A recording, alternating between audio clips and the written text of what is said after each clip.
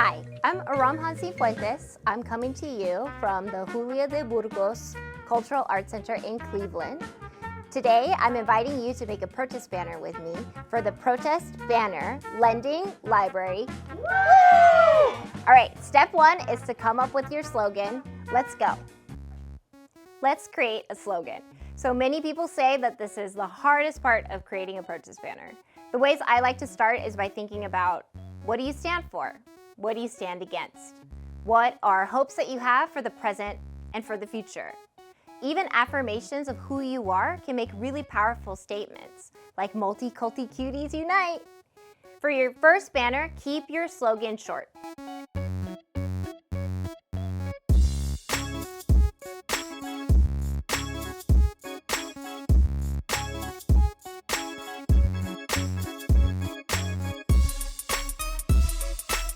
The materials you will need for today are 1 yard cotton fabric, half yard felt for the letters, at least 1 yard heat and bond ultra hold, and make sure it's ultra hold, stencils, scissors, pen or pencil, T-pins, optional sewing machine, and optional bias tape.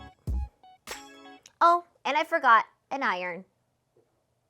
Now let's make our protest banner. First step is we will be taking out our Heat and Bond Ultra Hold. Heat and Bond is this paper that has paper on one side and it has exposed glue on the other side.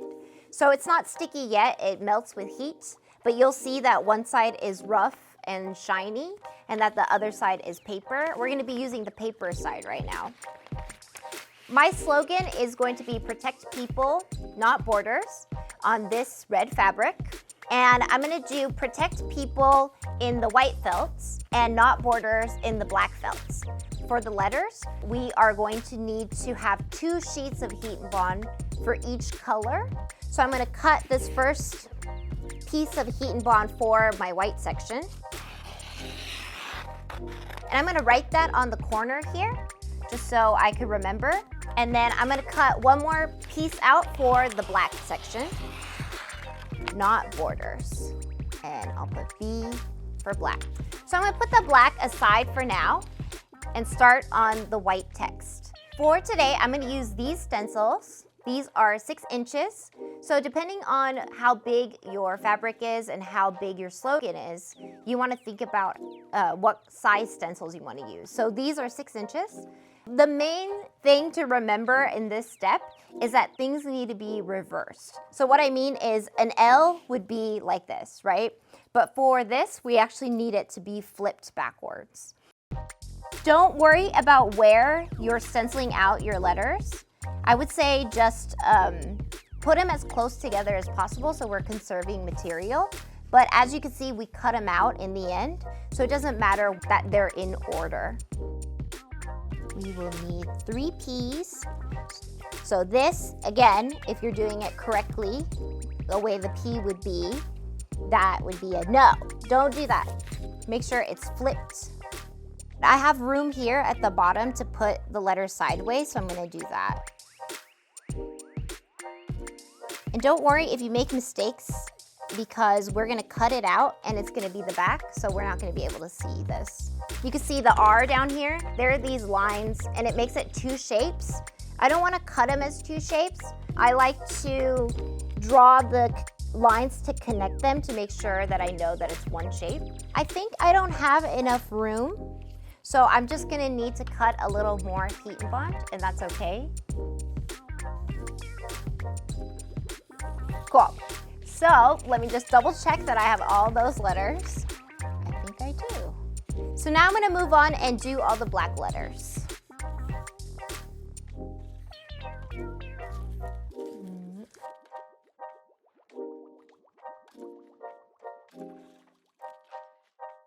T for tarantula. And now we have all our black letters. Yay! I'm gonna show you the next step where we're gonna iron these on and start cutting out the letters. Here is the white felt. I'm gonna lay it out flat And my iron, I'm gonna turn it on. I'm gonna turn it on to a medium-high heat. On different irons, it might be where it says like wool or silk or cotton. Turn it onto the cotton setting. So now what I'm gonna do is I'm gonna lay this out, the heat and bond, onto the felt. You're gonna see that there are areas where there's extra heat and bond. For example, on this one, there's a lot extra. So I'm gonna cut that out. So when you're ironing it on, make sure that none of the heat and bond goes over the felt. We're gonna be melting the glue with the iron, so you don't wanna get glue all over your table. It doesn't take much for it to stick. Just move the iron along and make sure you're moving the heat evenly.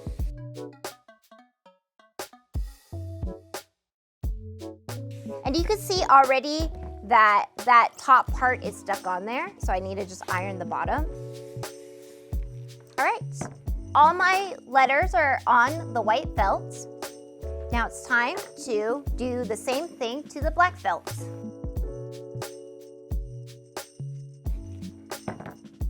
And that is ready to go. Hooray! Okay, now what we're gonna do is we're gonna cut out the letters. Make sure you have really sharp scissors. So a tip I have here to get these pieces in the center is you could fold, snip, and then you can get your scissors into that space. N is for newt. E is for eel. S is for sloth.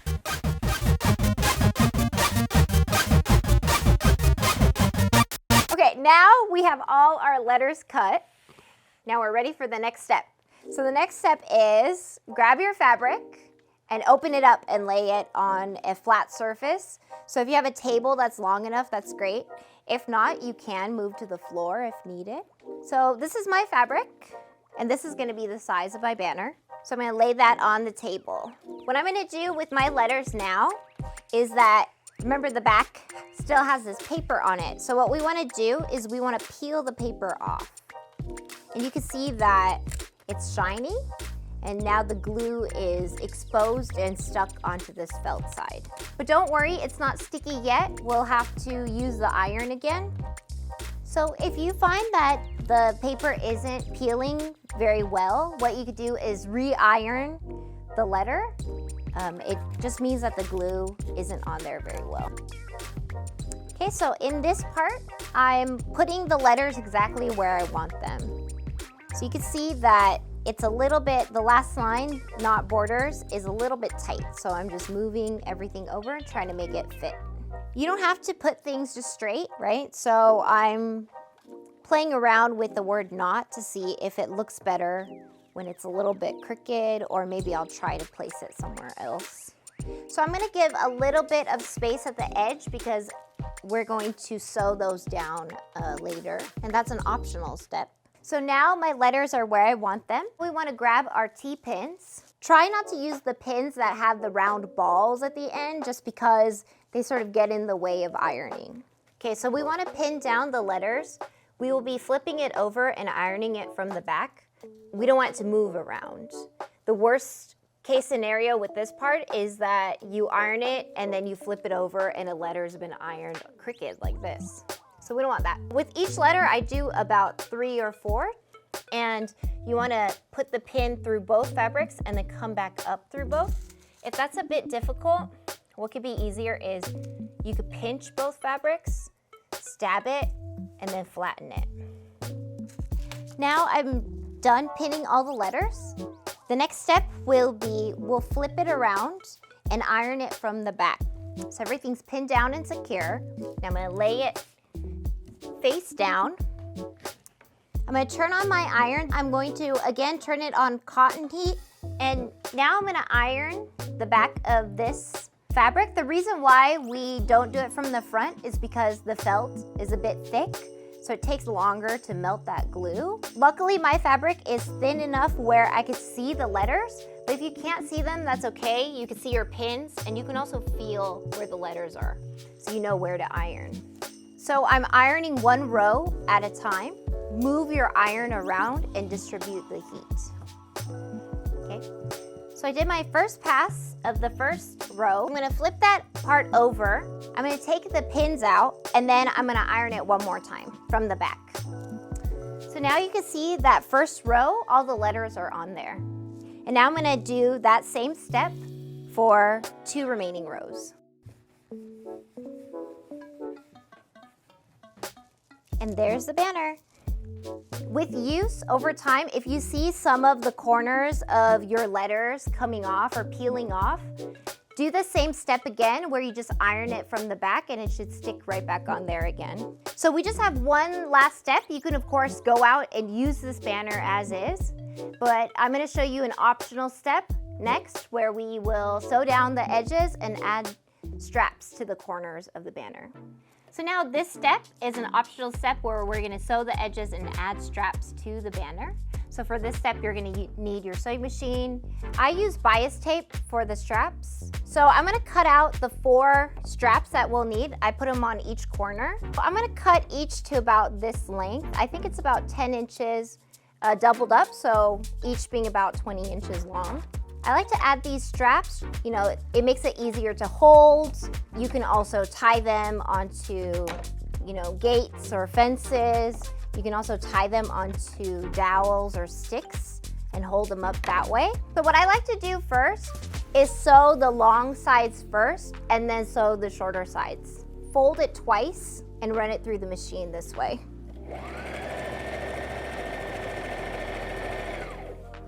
So some people like to be much more precise about this, and you can be. So a way that you could do that is fold the edges and use your iron to iron down the edges. Now it's time to put the straps on the corners. So yeah, I start at one corner, I get the bias tape and I start in the middle. And what I'll do is put it diagonally, sew it here back and forth a few times, and that's it.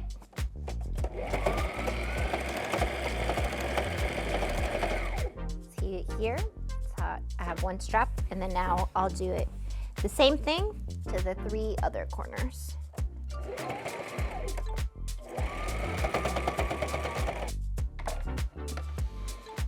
That's it. Now we have straps on all 4 corners. And now we are done!